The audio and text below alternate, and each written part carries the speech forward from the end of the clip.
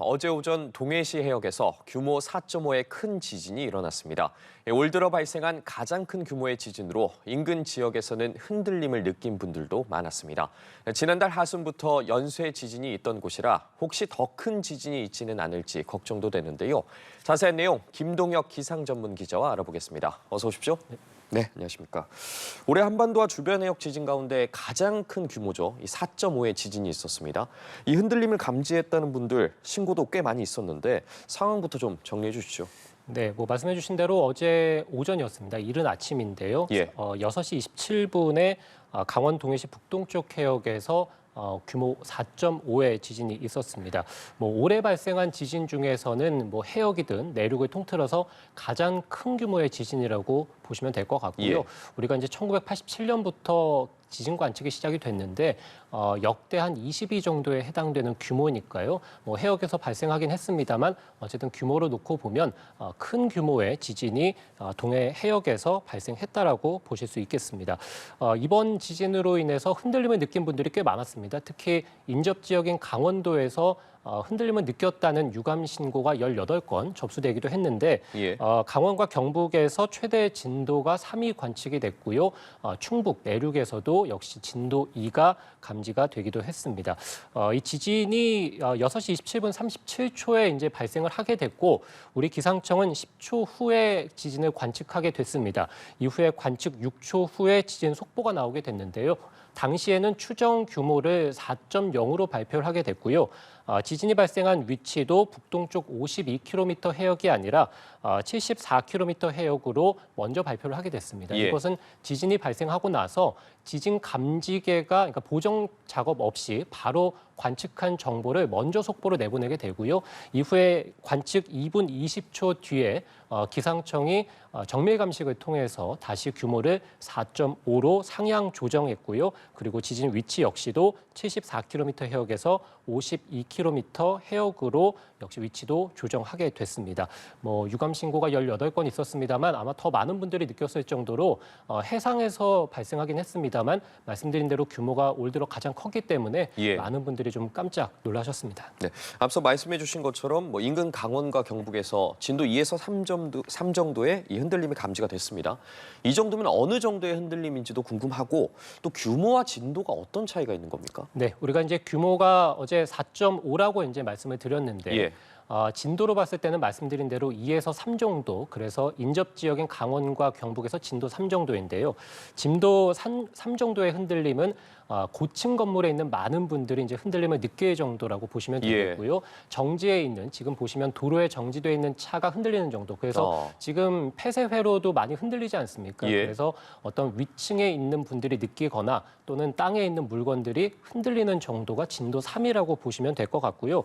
이 내륙 지역, 보다 내륙 지역이었던 충북에서도 진도 2가 감지됐는데 진도 2는 일부 시민들만 느낄 수 있는 정도입니다. 그래서 우리나라에서 발생하는 대부분의 지진은 진도 1에서 2 정도가 감지가 되고요. 규모가 3.5에서 이제 4 정도는 가야 진도 3에서 4 정도의 흔들림을 많은 분들이 느낄 수 있습니다.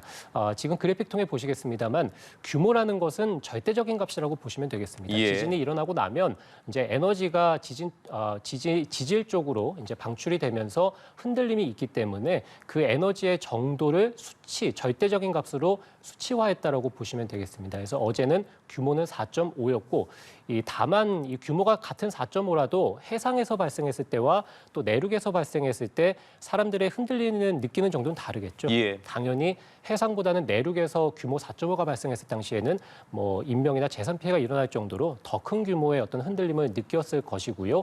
특히 이제 깊이도 어제 같은 경우는 30km 더 아래쪽에서 이제 발생했습니다만 깊이가 이 지표면에서 가까운 곳에서 지진이 발생했으면 훨씬 더 큰 흔들림을 느꼈을 겁니다. 그래서 우리가 이제 깊이라든지 아니면은 해상이나 내륙 이런 것에 따라도 같은 규모더라도 흔들리는 정도가 다르기 때문에 이것을 상대적인 개념인 진도로 수치화합니다. 그래서 어제 같은 경우는 규모는 4.5였습니다만 이 인접 지역이었던 강원에서 진도 3의 흔들림을 느꼈고 보다 더 내륙인 충북에서 진도 2의 흔들림이 감지가 됐습니다. 예, 이 동해 해역 최근에 지진이 자주 발생하던 곳이지 않습니까? 얼마나 많은 지진이 일어난 건지 또 이게 이례적인 현상이 아닌지도 좀 궁금하거든요. 네, 아무래도 최근에 이 강원 동해 해상에서 지진이 잦았죠. 그래서 예. 저희도 이제 많은 기사를 통해서 말씀을 드리고는 했는데 특히 지난달 하순부터 해서 최근까지 집중이 됐습니다. 그래서 가장 먼저 첫 지진이 발생한 시기가 4월 23일입니다. 예. 규모 2.7로 시작을 하게 됐고요. 이후에 엿새 동안인 4월 28일까지 규모 2에서 3 정도의 지진이 있었습니다. 이후에 지금 그래픽 통해 보시면 잠깐 좀 소강 상태에 들었다가 다시 또 규모 2에서 3점대의 지진들이 일어난 것이 5월 8일입니다. 그래서 예. 비교적 최근인 5월 8일에 다시 규모 2점대부터 시작해서 3점대 지진이 지난주 일요일이었죠. 지난 일요일에 규모 3.1이 있었고요. 이후에 이제 규모 4.5가 발생을 하게 됐습니다. 그래서 뭐 한 달이 채 되지 않는 3주 동안의 기간 동안에 규모 2.0 이상의 지진이 총 16차례 발생하게 됐고요. 우리가 이제 규모 2.0 미만의 미소 지진이라고 합니다. 그래서 규모 2.0 미만은 일반 분들이 이제 감지하기는 좀 어렵고요. 예. 지진계에서만 이제 관측이 되는 정도인데 미소 지진까지 포함을 하게 되면 규모 4.5가 있기 전까지는 총 53차례 지진이 발생하게 됐고요. 규모 4.5 이후에 여진들도 좀 있었는데요. 이 여진들까지 모두 포함을 하게 된다면 지금까지 강원 동해안에서 발생한 지진은 총 58차례입니다. 그래서 이 짧은 기간에 50차례가 넘는 지진들이 발생했기 때문에 많은 분들이 좀 깜짝 놀라셨고 혹시 이게 이례적인 현상은 아니냐 이렇게 생각하시는 분들도 많으실 것으로 보입니다. 다만 우리가 최근 들어서 이렇게 같은 또는 이 비슷한 위치에서 발생한 이 여러 지진들을 묶어서 군발 지진이라고 하는데요. 예. 이 군발 지진들이 해상에서 많이 발생을 하고 있습니다. 그래서 2013년에 보령 지역에서도 몇 달 동안에 60차례 정도 이런 군발 지진이 있었고요. 2019년에 백령도 2020년에서도 전남 해남 해상에서 70여 차례 정도 지진이 잇따랐습니다. 예. 지금 제가 말씀드린 보령이나 해남, 백령도 모두 서해상입니다. 그래서 예. 2013년부터 해서 서해상 지역을 중심으로 해서 군발 지진들이 잇따랐는데 올해 같은 경우는 특이하게 반대쪽인 동해상에서 지금 군발 지진 형태를 띠고 있습니다. 그래서 이것들로 봤을 때는 이례적이라 할 수 있겠습니다만 어쨌든 기상청에서는 이런 여러 같은 곳에서 발생하는 연쇄 지진 같은 이런 군발 지진이 아주 우리나라에 없는 특이한 사례는 아니라고 밝혔습니다. 그럼 이번 지진이 발생한 곳에 큰 단층이 존재를 하는 겁니까? 원인이 뭔지 궁금해요. 네, 아무래도 규모 4.5가 말씀드린 대로 많은 시민분들이 느낄 정도니까 예. 규모가 작은 편이 아닙니다. 말씀드린 대로 역대 지진 중에서 20위권에 해당이 되기 때문에 큰 지진이고 큰 지진이 발생했다는 것은 그 지역에 어쨌든 큰 흔들림을 일으킬 수 있는 단층이 있다. 그래서 어떤 지질학적으로 봤을 때 단층이 분명히 해저 지역에 존재한다라고 볼 수 예. 있겠고요. 이번 지진 흔들림은 역단층으로 인해서 흔들렸다라고 기상청에서 분석을 했는데요. 역단층이라는 것은 지금 그래픽을 통해 보시면 이 서로의 어떤 단층들이 서로 당기는 것이 아니라 밀어내면서 발생을 하게 됩니다. 그러면 한쪽은 밀어 올려가겠고 한쪽은 이제 내려가게 되면서 지각의 어떤 끊김이 있게 되고 이로 인해서 흔들림이 발생해서 지진이 이제 관측이 되게 되는데 예. 이런 역단층의 어떤 흔들림이 강원도 지역에서 과거부터 있었던 것으로 알려져 있습니다. 우리가 강원도 지역 같은 경우는 1cm, 1년에 1cm 정도씩 지각이 닫히는 것으로 알려져 있거든요. 예. 지각이 닫힌다라는 것은 결국에는 지각끼리 서로 부딪히면서 움직임이 있다는 것이고 그것이 남북 방향으로 움직이는 역단층의 움직임이 있는 것으로 알려져 있기 때문에 강원 동해안 지역에서는 앞으로도 이렇게 역단층의 움직임이 있을 것이다라고 기상청은 추정을 하고 있습니다.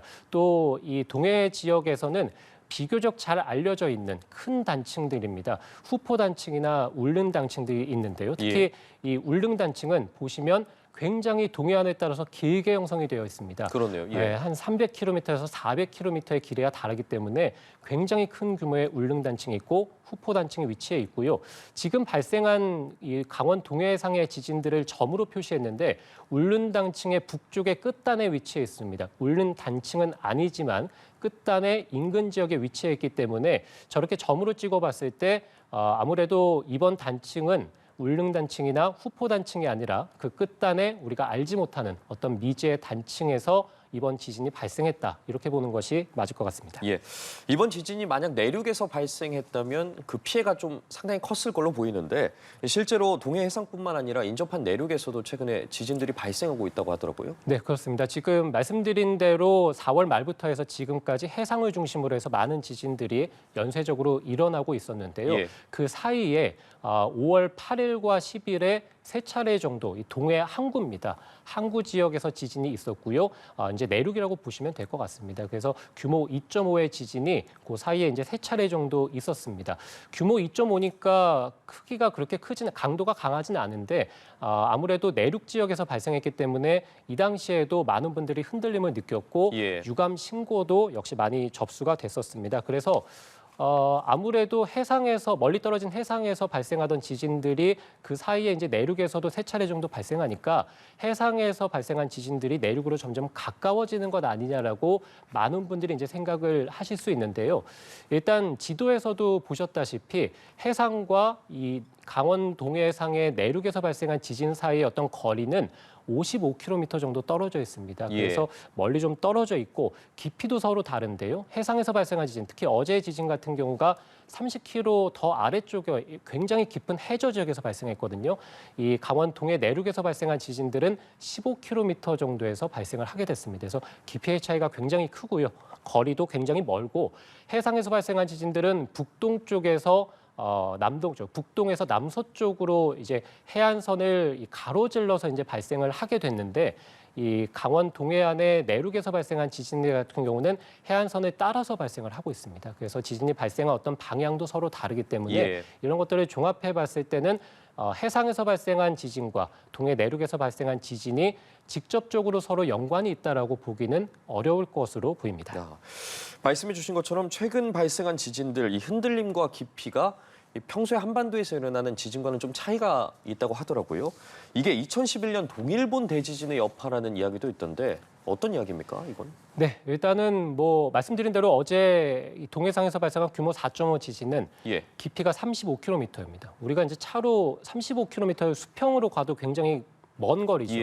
이것을 바닷속의 깊이로 35km라고 한다면 우리가 사람이 들어갈 수 없는 정도, 기계로 들어가야 될 정도의 굉장히 깊은 해저 쪽에서 지진이 발생하게 됐습니다. 그런데 이 한반도에서 발생하는 지진의 평균 깊이는 보통 8km 정도입니다. 지금 그래픽에서 보시면 주로 이제 5에서 10km, 10km 안팎 정도에서 발생하게 되는데 최근 동해상에서 발생한 지진의 깊이는 동해 인접 지역에서는 한 17km 정도였고요. 해상 더 깊은 곳에서는 31km 정도까지 나왔습니다.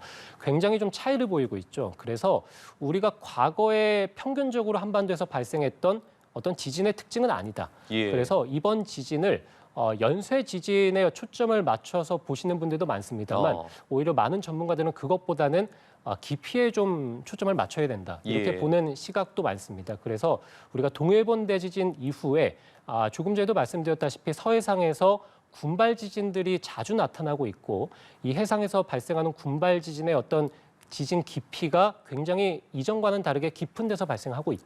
그리고 올해도 동해안에서 특이하게 지진이 발생했습니다만 역시 마찬가지로 서해상에서 발생한 것과 같이 깊은 곳에서 군발 지진 형태를 띠고 있기 때문에 2011년 동일본 대지진 이후에 지각이 일본 쪽으로 끌려갔고 특히 아까 말씀드린 대로 동해안 같은 경우는 1년에 1cm 정도씩 지각이 닫히고 있기 때문에 이들 지역에서 동일본 대지진의 여파로 굉장히 강한 많은 응력들이 동해상에 쌓여 있다. 조금 전에 말씀드린 이 동해상에는 우리가 잘 알려져 있는 큰 단층인 뭐 후포 단층이나 울릉 단층이 있기 때문에 앞으로도 이 동일본 대지진의 여파로 인해서 깊은 곳에서 지진이 발생할 수 있다.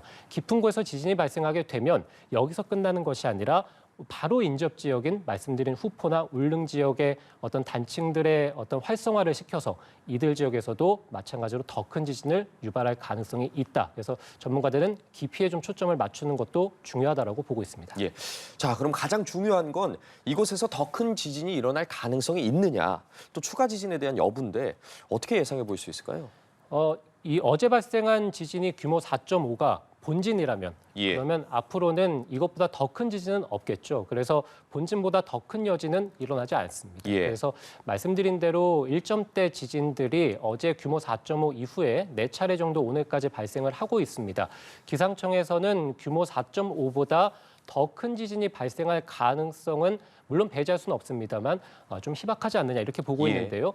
그 통계적인 원인을 좀 찾는다면 지금 표를 통해 보시면 우리가 이제 과거 동해상에서 발생한 모든 지진들을 놓고 봤을 때 가장 큰 규모의 지진이 1996년에 규모 4.2가 발생했고요. 비교적 최근인 2019년에 규모 4.3이 발생했습니다. 예. 그리고 어제 이제 규모 4.5가 발생했죠. 그래서 지진의 규모가 조금씩 커지는 모습은 보입니다만 통계적으로 과거부터 해서 이 동해상에서는 규모 4점대 지진이 일어나고 있구나. 그래서 앞으로도 이 규모 4.5보다 더 큰 지진은 통계적으로 발생하기는 좀 어렵지 않겠느냐. 예. 그래서 기상청에서는 이 규모 4.5가 어떤 앞으로의 대지진의 전조 현상은 아닐 것이다라고 보고 있습니다. 다만 한 달 정도까지는 여진이 이어질 가능성 이것은 있다고 보고 있고요.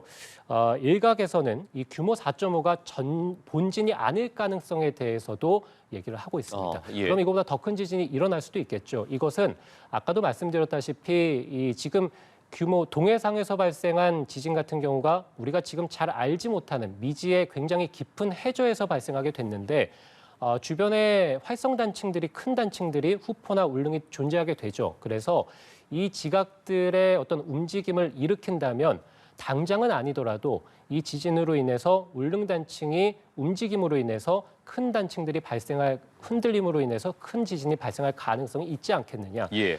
특히 과거에 2004년 5월에는 인근이었던 경북 울진 해상에서 규모 5.2의 강진도 있었습니다. 규모 5.2는 해상에서 발생한 우리 한반도의 모든 지진 중에서 가장 큰 규모인데요. 같은 동해상에서 규모 5.2의 지진이 있었기 때문에 앞으로 동해 해상에서도 역시 마찬가지로 규모 5점대, 특히 울릉 단층은 규모가 워낙 크기 때문에 규모 7까지도 보고 있습니다. 그래서 예. 앞으로도 더 큰 강진이 일어날 가능성을 배제하기는 어렵습니다. 예, 주의 깊게 좀 관찰이 필요해 보이고요. 마지막으로 백두산 분화 얘기도 해보겠습니다. 활화산이라서 언제든지 분화할 수는 있지만 최근에 2025년에 폭발할 거란 주기설이 온라인에 돌기도 했거든요. 이거 어떻게 봐야 될까요?